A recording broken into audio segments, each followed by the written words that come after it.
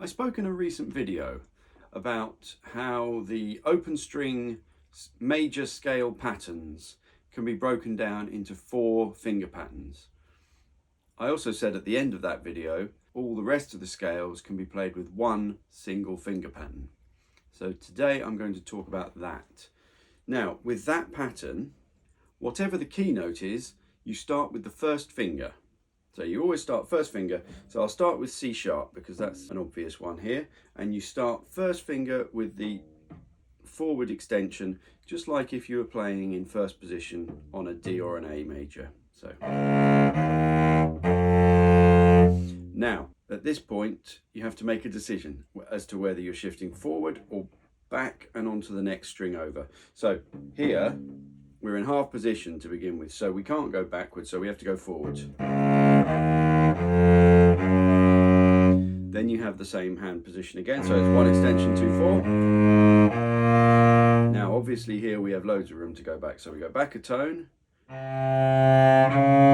and we close the extension. So this next 2 hand positions are both 1, 2, 4 with no extension. And then we go back here.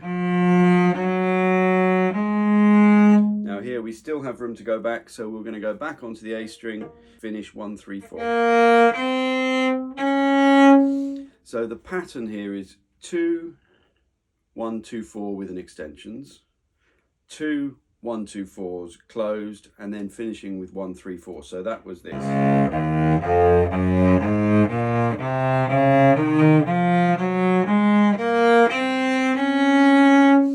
And that works for C sharp, E major, where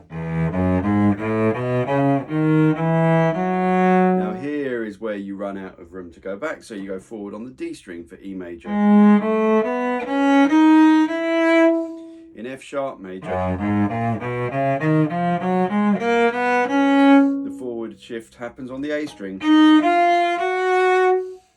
A flat major, you do the same thing you did for C sharp. B major,